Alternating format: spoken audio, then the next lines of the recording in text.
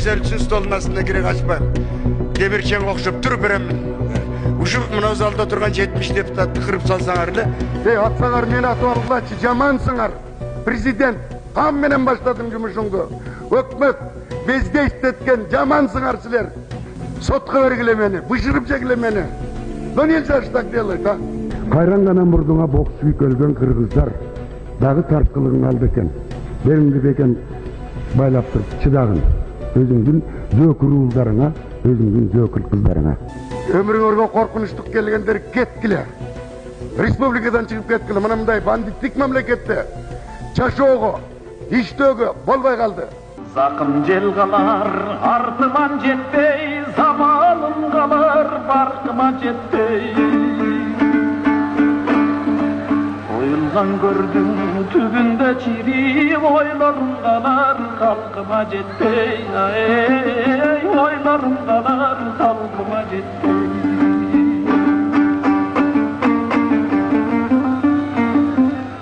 Бұл қырғыз еліне жасаған қиянаттық бұл мыйзам.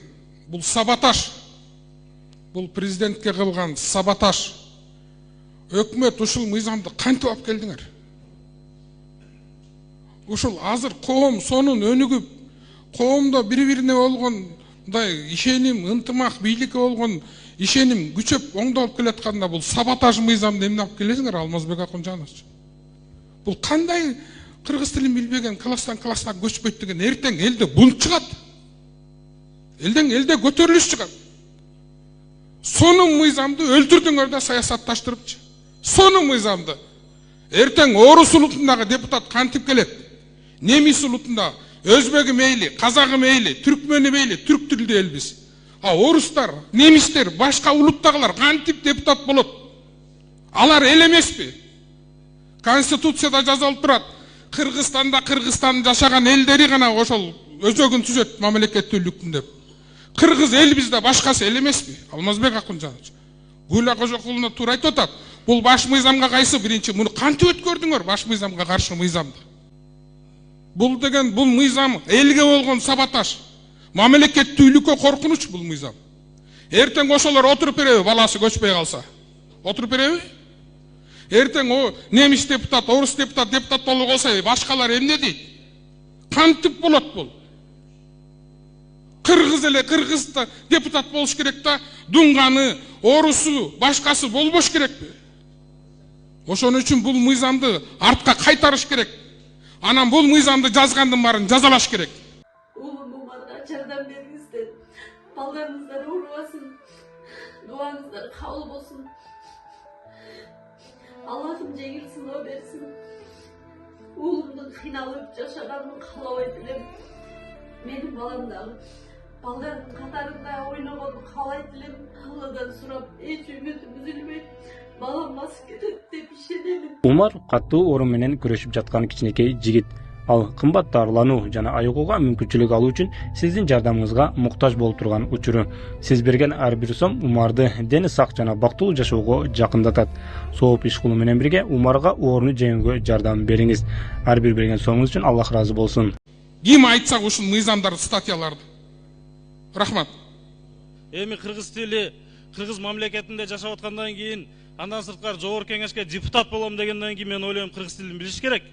Ошол эле мына Орусияда көчө шыпыргыч болгон адам үчүн орус тилин билүүнү, экзамен тапшырууну талап кылып атат. Эми качанга чейин жүрө беребиз? 35 жыл убакытты жоготтук го. Биз даяр эмеспи, система менен барайлы деп. Анда ушинтип жүрө беребизби? Ушу мыйзамды колдойлу дагы, керек болсо ошо расмий тилди дагы биз кыргыз тилинде барабар өткөрүшүбүз керек, урматтуу депутаттар. Ушуга чейин коркуп, башка мамлекеттер эмне дейт, башка элдер эмне дейт деп ушуга чейин келдик. Ошол себептен бул мыйзамды кабыл алып, биз кыргыз мамлекетинде жашагандан кийин кыргыз тилин бардыгыбыз билишибиз керек. Бул мыйзам долбоорунда кайсы бир тилге болгон чектөө жок. Кайсы бир тилди ал тилде колдонбойлу чектөө жок. Бул жерде кыргыз тилин, эне тилин, мамлекеттик тилди колдойлу деген мыйзам долбоору. Көчөдө, базарда, коомдук турмушта кайсы бир тилде сүйлөбөгүлө деген чектөө жок да бул мыйзам. Мезгиз Казакбаевич, туурабы? Бирок ошол эле убакта өзүбүздүн тилибизди колдойлу деген сөз болуп атат. Бул жерде кээ бир кесиптештер кадимкидей чагымчылдык сөздөрдү айтылып кетти бул жерден. биринчи кезекте штраф, Элмирзакович, штраф. Ал жерде жанагы көрнөк жарнактар боюнча, ал жерде депутаттыкка талапкерлер тилди билбесе андай айып бул салуу деген жок ал нормада. Бул көрнөк жарнактар боюнча мыйзамда турат ал. Айып бул төлөө деген. Экинчиден эме урматтуу депутаттар, бүт дүйнө чакан мамлекеттердин барлыгы өзүнүн эгемендүүлүгү үчүн, улуттук иденттүүлүк, бүт өзүнүн эгемендүүлүгү үчүн күрөшүп атат, тили үчүн. Ушундай учурда биз дагы эле 100 жылдап кулчулук аң сезимден кетпей, башкаларга жүгүнүп, кулдук уруп, мына ошолорго жагынып калсак экен деген саясатыбызды токтотпойлубу? Туура 100 жыл мурун ошо өзүбүздүн тилибиз болсун, эгемендүү өлкөбүз болсун деп Касым Тыныстанов, Жусуп Абдрахмановдор атылып кеткен бардыгы. Мына тарыхта калды ошол адамдар. Накта саясий элита ошолор. Кыргыз тили үчүн Касым Тыныстановдай күрөшкөн киши барбы? Эми ушул кыргыз тилди колдоп коелу деген мыйзамга кантип каршы чыгабыз биз? Биз биринчи кезекте өзүбүздүн Кыргызстандын элине жагынышыбыз керек. Кайсы бир өлкөгө эмес. Эне тилин билбеген элин сүйүп жарытпайт деп таамай айтып койгон илгери ата бабаларыбыз. Кантип өзүбүздүн тил мыйзамына эгерде иштебесе өзгөртөбүз. Эми колдоп беришибиз керек менин оюмча. Анан эми ушул жерде кантип ушу өзүбүздүн мына Борис Силаев деген дал ушул жерде отурган билесиңер. Кыргызча түз чоруй турган адамдар бар. Өзүбүздүн кесиптешибиз отурат, Карим Канжаза деген. Кыргызча суудай сүйлөйт мына. Ошолорду үлгү кылышыбыз керек биз. Анан кантип эми ушул ал жерде кыргыз тилинде сен Чыңгыз Айтматов менен тиги Төлөгөн Касымбековдей чыгарма жаз депутат болуш үчүн деген сөз эмес ал. Сен кыргызча бил, сен шайлоочуларың менен байланыш болуш керек деп атат ал. Анан эми ошондой учурда колдош керек да. Башка өлкөлөрдө ой депутат болмок турсун, бала бакчага албай атат, көрдүңөр. Канча баланы азыр албай атат бизде. Тилди билбеген үчүн канча баланы бала бакчага албай атат, мектепке албай атат. Биз жогорку кеңешке алалы десе, өлүп талып анча-мынча бир жагынуу саясатын жүргүзүп атабыз. Биринчи өзүбүздүн элге жагышыбыз керек, башка өлкөлөргө эмес. Рахмат. Кыргыз мамлекетинде иштеп атабы? Мамлекеттик тилди билсин, сүйлөсүн. Бирок ойлоп көрсөңөр, мына мектепте ар бир класста кыргыз тилден экзамен тапшырыш керек. Өтө турган мыйзам. Өткүр мыйзамдар. Тапшыра албаса эмне болот? Көчөгө кет деп айтабы? Мамлекеттин атын алып турган улуттук түпкүлүктүү калктын тили мамлекеттик негизги тил болуп эсептелиш керек. Бул кыргыз элине жасаган кыянаттык бул мыйзам. Бул саботаж. Бул президентке кылган саботаж. Оюңарга келгенде эле кыла бересиңер бардыңар. Тимеле патриот болуп эле бар. Патриотизм башка нерседе. Ар жерге мурдуңар тыкпагыла да. Эми жогорку кеңешти шайлоо мыйзамына эмне тыгылдыңар аяка? Ал жерде бир эле негизи бар, соттолбосун. Биз биринчи кезекте өзүбүздүн Кыргызстандын элине жагынышыбыз керек. Кайсы бир өлкөгө эмес.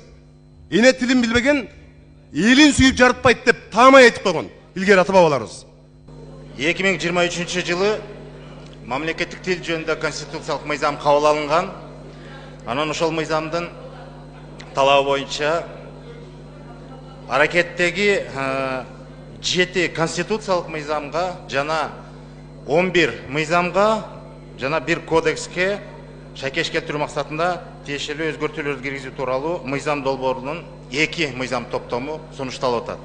Биринчиси мамлекеттик тилди колдонуу маселелери боюнча Кыргыз Республикасынын айрым конституциялык мыйзам актыларына өзгөртүү киргизүү жөнүндө конституциялык мыйзам долбоорунда биз 7 конституциялык мыйзамга атап өтсөм Кыргыз Республикасынын президентинин жана Кыргыз Республикасы Жогорку Кеңешинин депутаттарын шайлоо жөнүндө Кыргыз Республикасынын конституциялык мыйзамына, Кыргыз Республикасынын прокуратурасы жөнүндө конституциялык мыйзамга, Кыргыз Республикасынын министрлер кабинети жөнүндө конституциялык мыйзамга, Кыргыз Республикасынын конституциялык соту жөнүндө конституциялык мыйзамына, Кыргыз Республикасынын жогорку соту жана жергиликтүү соттор жөнүндө конституциялык мыйзамга, Кыргыз Республикасынын улуттук банкы жөнүндө конституциялык мыйзамга жана Кыргыз Республикасынын мамлекеттик тили жөнүндө Кыргыз Республикасынын конституциялык мыйзамдарына тиешелүү беренелерине негизинен жалпысынан ушул тил билүү деңгээли боюнча ошо Кыргыз Республикасынын мамлекет министрлер кабинетинин ченемдик актыларында аныкталган деңгээлде мамлекеттик тилди билген деген ченем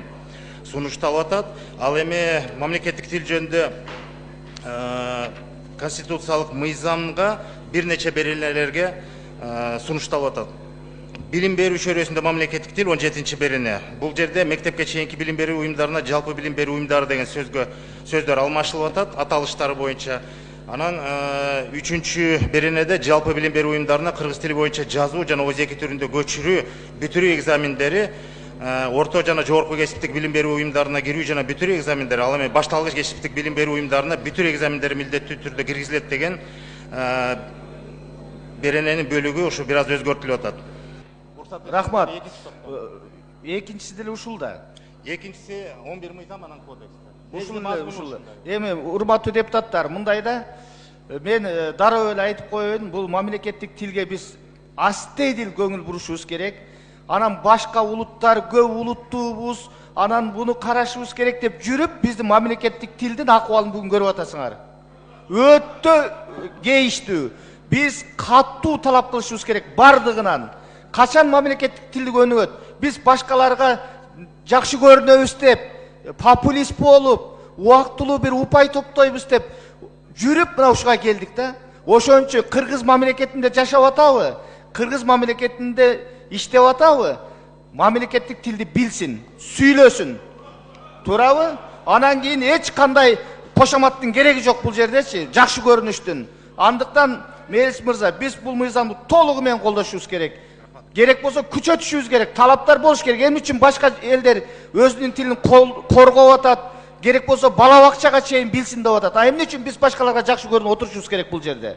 Урматтуу депутаттар, эгерде биз чындап тилге күйбөсөк, тилди жоготсок, улут жоголот. Улут жоголсо, мамлекет жоголот. Андыктан урматтуу депутаттар, мен ойлойм муну көп сөзгө айландырбай колдоп беришибиз керек. Туурабы? Эми сүйлөгөндө эмне, биз концепцияны колдоп берейли да. Биринчи микрофон. Урматтуу төрага, Атажұрт Кыргызстан Талиева. Сунушуңуз абдан туура, жүйөлүү, ошон талкуусу жок добушка койсоңуз. Экинчиден, сиздин идеяңызды мен 200% колдойм. Мына бүгүнкү күнү ушуну мен өткөндө да 2 жолу көтөрдүм эле да. Кабинет министрлер кабинетинде тил маселесине болгон мамиле абдан солгундап баратат. Биз конституциялык мыйзамды кабыл алдык. Ошонун аткарылышын бир чакыруу угалычы кандай болуп атат? А бул мыйзамды талкуусу жок колдоп берүүгө сунуш берем мен. Рахмат. Мына депутаттарга талап мамлекеттик тилди билбесе катталбайт деп. Эмне үчүн депутат билбеш керек экен? Билсин. Бул чоң мамлекеттик кызмат, туурабы? Сүйлөсүн мамлекеттик тилде. Эмне үчүн аларга биз артыкчылык беришибиз керек? Билсин мамлекеттик тилди.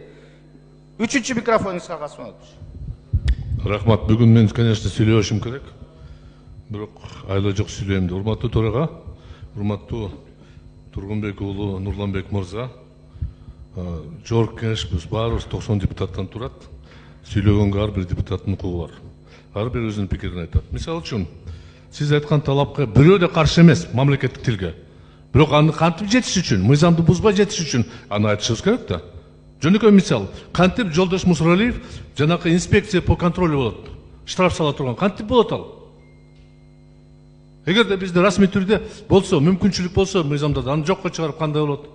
Ошол нерсеге суроо жооп алыш керек да, кандай болот? Сен каршы болсоң, сен суроо берсең, сен душмансың деген бул көз караш туура эмес. Башыбыздан өткөн бул нерсе. Келгиле тилге 10 эсе акчаны корготойлу. Мектептерге киргизели. Бирок ойлоп көрсөңөр, мына мектепте ар бир класста кыргыз тилден экзамен тапшырыш керек. Өтө турган мыйзам. Өткүр мыйзамдар. Тапшыра албаса эмне болот? Көчөгө кет деп айтабы? Же экинчи жылга калабы? Бизде каалайбызбы, каалабайбызбы? Сиз айтсаңыз деле, ар кандай улуттар бар. Ошондуктан мамлекеттик тилге көңүлдү бурушубуз керек, иштетишибиз керек. Бирок аны үчүн мугалимдерди даярдаш керек. Окутуш керек аларды. Алар даяр эмес болсо, 100 эмес, канча бир 20-30 орус тилинде мектептер бар. Аларды эмне жабылабы? Ошондуктан мен чакырат элем, бир аз шашпай туруп, өкмөт деле күчкө салбагыла. Туура эмес бул. Баралы ушуга, жетели буга. Эгер сиз айтканда Өзбекстан же башка мамлекеттер алар биринчи күндөн баштап бир тилди калтырган, башканы калтырган эмес. Тагдыр ушундай аларда. Бизде андай болгон эмес. Балким бул катта болгондур, балки бул жакшы болгондур, аны айта албайм. Бирок көптөгөн мамлекеттерде мамлекеттикти билбейсиң, ошондуктан депутат боло албайсың деген талап жок. Себеби депутат бул шайлана турган. Эгер сен тилди билбесең, сени ансыз деле шайлабайт. А кантип билет? Кайсы экзамен тапшырат? Ким алат? Тил комиссия алабы эле. Академия алабы. Өкмөт алабы. өкмөттүн аткаруу органы депутаттардын жүрүш турушун мыйзам чечип бере экен эрежесин. Бул туура эмес. Ошону мен айтайын дедим эле. Рахмат, экинчи микрофон. Рахмат Нарматова. Ата жұрт Кыргызстан, урматтуу төрага, урматтуу депутаттар, биздин 7-чи чакырылыштагы депутаттардын эң негизги аткарган милдетибиз ушу кыргыз тили боюнча мыйзамды кабыл алуу болуп берди. Чечкиндүү кадамга барып биз көп жакшы нерселерди киргизип, толугу менен мамлекеттик тил жөнүндө мыйзамды кабыл алып бергенбиз. Бул биздин бирден бир тарыхтагы калтырган өзүбүздүн эмгегибиз катары болуп эсептелет да. Биздин өкүнүчтүү маселе бул мамлекеттик тил, мамлекеттин жүзү. Эгемендүүлүктү алганда ошол мурдагы мамлекеттердин арасында бир гана бизде кош тилдүүлүк бар. Расмий тил менен мамлекеттик тил болуп. Ошонун айынан биздин тилибиз мына 35 жылдан бери аксап келатат. Биз өзүбүз күйбөсөк, эч ким күйбөйт. Биздин мамлекетте эле көп улуттуу мамлекет эмес, бардык мамлекетте бар көп улуттуу жашагандар. Бирок мамлекеттин атын алып турган улуттук түпкүлүктүү калктын тили мамлекеттик негизги тил болуп эсептелиш керек. Биз акча төлөбөй эле, башка болбой эле биздин өзүбүздүн Кыргызстандын жарандары орус тилин үйрөнүп, корей тилин үйрөнүп, англис тилин үйрөнүп, кытай тилин үйрөнүп, бүт өздөрү эле кетип атат керек болгондо. Биз муктаждыкты жаратмай сайын иш жүзүнө эч нерсе ачпайт. Ошондуктан биз акча бөлүш керек деп жалдырап, бирөөгө үйрөнүп кой, окуп кой, жаттап кой биздин тилибиз деген сөз бул өзүбүз тебелегендик болуп эсептелет да. Эгерде мамлекеттик тилди билген болсо, бул кыргыз элин сыйлагандык, кыргыз мамлекетин сыйлагандык болот. Бул бөлүп жаруучулукка да жатпайт, улуттук аралык мамилелерге да зыян келбейт. Биз мындай муктаждыкты жаратып коелук. Азыр мына концепциясын унчукпай төраганын айткан сөзүн 100% мен кошулам. Кече мына баяндамачынын комитеттерде сүйлөгөн сөзүн мен катышкан жокмун, бирок интернет булактарынан түз көрдүм. Сиздин берген сурооңузга мен аябай 5 эмес 10 деген баа койдум, чыныгы кыргыздын патриоты катары. Ошондуктан биз муктаждыкты жаратып коелук. Ар ким өзү муктаждыкка өзү аткарсын. Акча төлөйбү, өзү окуйбу, ар бир адамдын өзүнүн милдети катары эсептеш керек дагы, мамлекеттик тилди билиш керек. Өздөрүнүн тилине биз тыюу салган жерибиз жок. Кайсы тилде сүйлөй берсин. Расмий тилде да сүйлөсө сүйлөй берсин. Бирок мамлекеттик тилди, кыргыз мамлекетинин жараны ким экендигине карабастан, кайсы улуттан экендигине карабастан сөзсүз түрдө билиш керек деген талапты биз мыйзам менен куралдантып коелук. Анан ар ким өзүнө барат. Депутат болобу, жетекчи болобу, ар кимдин өзүнүн иши. 35 жылдан аштым мен мектепти бүткөндө. Мен виноватмын кыргыз тилин билбесем. Туура менде да күнөө бар. Окубадым мен. Россияда жүрдүм, Россиядан бүттүм. Азыркы балдар Англияда, Америкада, бүт Европаларда окуп. Аларда эмне күнөө? Эгиле бир системно bunga подход кылайлы. Мектепте биринчи окутайлы. Анан бүгүн эле мектептен класстан класска өткүзбөйбүз деген. Бул эмне деген бал экен? Оюңарга келгенде эле кыла бересиңер бардыңар. Тимеле патриот болуп эле бар. Патриотизм башка нерседе. Эл үчүн, журт үчүн, мамлекет үчүн иштегенде патриотизм. Анан сүйлөп койсо эле патриотизм боло бербейт. Лже патриот боло бербегилечи бардыңар. Кыргыз тили боюнча эч ким наразычылыгы жок. Бирок структурно келгиле bunga системно подходить этели. Азыр мына 90 депутат калды эми асылбаганар. Ушуларга да эми көрө албай атасыңарбы? Дагы бир издеп атасыңар да, ушуларды кыргыз тили менен өткүзбөй коелу депчи. Дагы бир запрет коелу депчи. Токтоткула мындай аңарды. Башка улуттар деле жашайт биздин мамлекетте. Кыргыз тил туура, бийик биз үчүн. Биздин туубуз бар, кыргыз тилибиз бар, гербибиз бар, гимнибиз бар. Анын бардыгын биз сыйлайбыз. Бирок кичине системно подходить этели да бардыгына. Мына мен институттарда 80% бүгүн орус тилде барды окуп атат. Не жалган ушунун бардыгы? Не ошол жерден баштабайсыңар бардыгын? Мединститутта бүгүнкү күндө зоргодон зорго өтүп атат кыргыз тилге. Биринчи окутайлы бардын кыргыз тилгечи, анан кыргыз тилди талап кылайлы. Бишкекте балдарыңар, өзүңөрдүн балдарыңар бардыгы орусча сүйлөйт. Şimdi bir yağında karaylı da. Анан кыйын болуп эле кыргыз тилди, кыргызча окугандар бардыңар ушу маселени көтөрүп атасыңар. Мен деле кыргызча билем, сүйлөйм, мен коркпойм эчтеке дейинчи, бирок башка улуттарды сыйлап коелу. Рахмат. Я не буду скрывать, я проанализировала все 18 пакетов сегодня мы рассматриваем, и мы рассматриваем без обсуждения. 18 законопроектов. И вы хотите с закрытыми глазами слепо просто пропустить? А понимаете, некоторые законопроекты, они явно противоречат Конституции. Это мы для чего создаем? Мы создаем какую-то нездоровую конфликтную ситуацию. Вопрос о развитии госязыка, он должен быть в приоритете. Но его нужно развивать, и его нужно правильно преподавать. А что у нас? Одними запретами мы не решим проблему. Одними административными мерами, которые на сегодняшний день предлагают, уважаемые коллеги, вводится новая статья. За нарушение закона о госязыке штраф. Физические лица 5 тысяч, юридические лица 17 тысяч. И будет наказывать госкомиссия. Это кого мы еще породили? Какой орган? Идеологический орган, который должен отвечать за языковую политику в целом в стране, мы превращаем в карательный орган. Это правильно? И вы считаете это правильно? При этом нотариальные действия должны проводиться исключительно на государственном языке, а потом переводиться. Это что, мы лоббируем интересы каких-то переводческих компаний, которые нужно будет бежать и сразу переводить? А, извините, а право, в конце концов, граждан, которые хотят заключить сделку именно на государственном или официальном языке? Кто вообще имеет право запрещать и определять, если в Конституции прописаны 2 языка? В госслужбе все госслужащие, да, я согласна, те варианты, которые нам предлагаются, здесь вообще не оспаривается. Но а банковскую систему посмотрите, микрокредитные соглашения должны проводиться исключительно на государственном языке. Потом, если надо будет, вы захотите, переводите. Слушайте, у нас в законе сейчас действующем четко написана альтернатива. Или на государственном, или на официальном языке. Это право выбора клиента. А инвестиционный климат? Мы все говорим о том, что нам нужны инвестиции. А если у нас там прописано о том, что все соглашения должны прописываться именно на государственном языке и потом в последующем переводиться? Мен билем, улутту, үрп адаты, салты, эң негизгиси тили сактайт. Бирок кечирип койгула. Ошол эле мамлекетте улут сакталып жүргөн мамлекетти ким сактайт? Көп улуттуулук сактайт.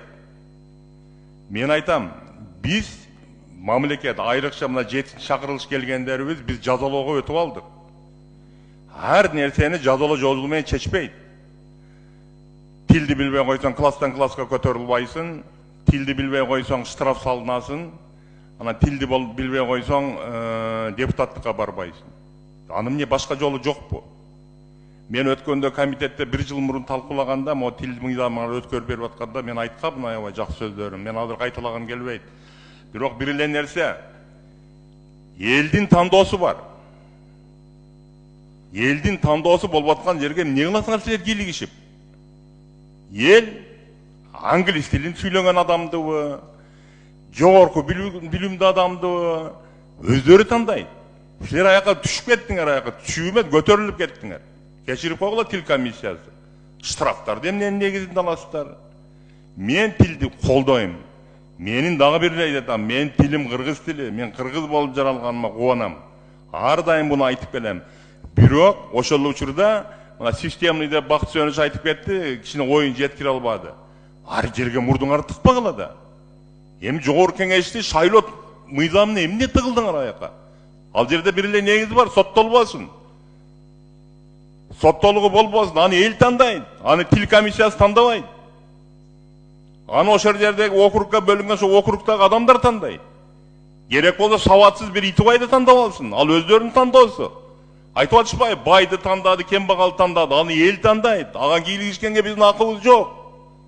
Бала мамлекет кызматка иштейинде ошол мектептен баштап окусун, садиктен баштап окусун.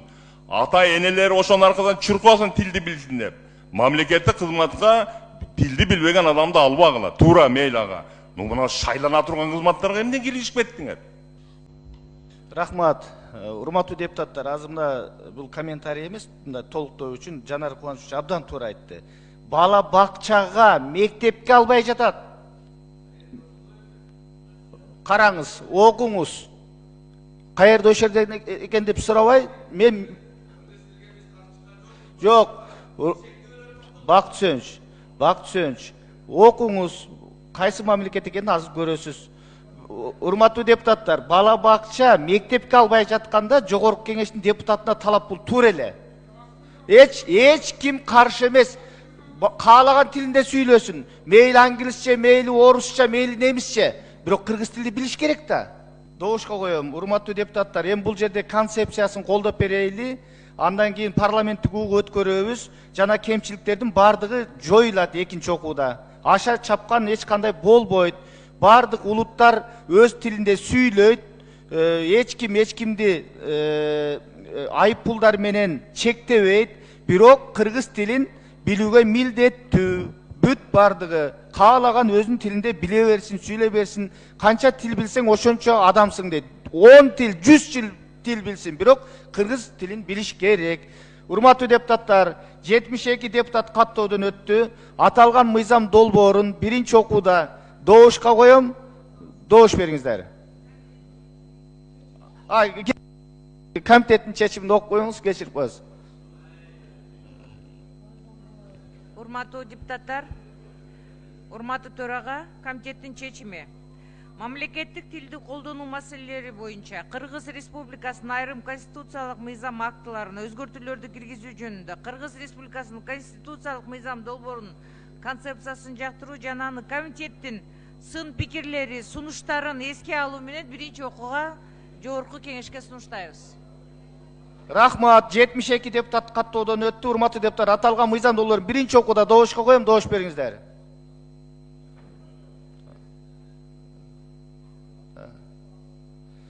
Каршы. Алып келиңиз. Макул 63, каршы 7. Катталды 72. Урматтуу депутаттар, аталган мыйзам долбоору биринчи окууда кабыл алынды. Урматтуу депутат